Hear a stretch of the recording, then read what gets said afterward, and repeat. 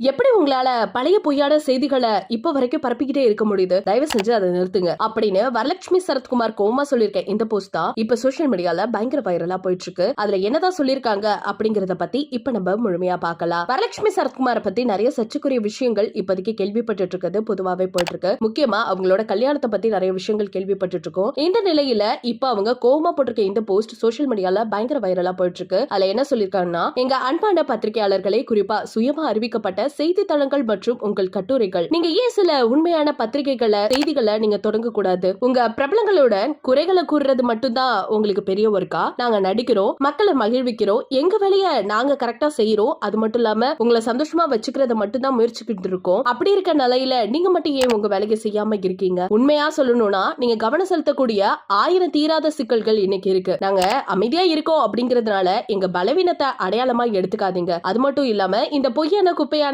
ஆதரமற்ற செய்திகளை பரப்புறத ஃபர்ஸ்ட் நிறுத்துங்க. எங்களை பெருமைப்படுத்துற பத்திரிகையை நாங்க திரும்பி பார்க்கணும் அப்படின்னு சொல்லி ரொம்ப கோவமா வெளியிட்டு இருக்க இந்த போஸ்ட் சோசியல் மீடியால இப்ப ரசிகர்களுக்கு மத்தியில நிறைய கேள்விகளை எழுப்பியிருக்கு. ஒரு பக்கம் இவங்க எதை பத்தி சொல்றாங்க அப்படின்னு எல்லாருக்குமே கேள்விகள் எழும்புது. அதுல சில ரசிகர்கள் என்ன சொல்றாங்கன்னா, இவங்க கல்யாணத்தை பத்தி இருக்குமோ, ஏன்னா அவங்கள பத்தி எல்லா விஷயமும் தெரிஞ்சிருச்சு எல்லாருக்குமே. சோ அததான் திரும்ப திரும்ப எல்லாரும் பேசிட்டு இருக்கோம். அப்படி இருக்கும்போது கல்யாணத்தை பத்தி இருக்காது அப்படிங்கிறது நல்லா தெளிவா தெரிஞ்சிருச்சு. அப்பதான் ஆராயும் போது ஒரு சில விஷயங்கள் கண்ணுல பட்டுச்சு. நம்ம எல்லாருக்குமே தெரியும், சரத்குமார் அவர்கள் சமத்துவம் அப்படிங்கிற ஒரு கட்சி ஆரம்பிச்சாரு. அதுக்கப்புறம் அதெல்லாமே கழிச்சிட்டு பிஜேபியில போய் சேர்ந்துட்டாரு. அந்த சமயத்துல தான் வரலட்சுமியோட உதவியாளரா இருந்தவர் ஆதிலிங்கம் அப்படிங்கிற ஒருத்தர், அவர் போதைப் பொருள் மற்றும் ஆயுத கடத்தல்ல கைது செய்யப்பட்டாரு. அதுவும் 14வது குற்றவாளியா. யார் கைது செய்யப்பட்டா அப்படின்னு கேட்டா NIA அவங்க தான் கைது செய்யப்பட்டாங்க. இப்ப NIA இருந்து வரலட்சுமி அவர்களுக்கு ஒரு சம்மன் அனுப்பப்பட்டிருக்கதா ஒரு டிவி சீரியல்ல சொல்லியிருக்காங்க. அது இப்ப சோசியல் மீடியால பயங்கர ஷேரும் ஆகிட்டு இருக்கு. அந்த வதந்தியை இப்ப பெருசாக்கிட்டு வந்துட்டு இருக்காங்க.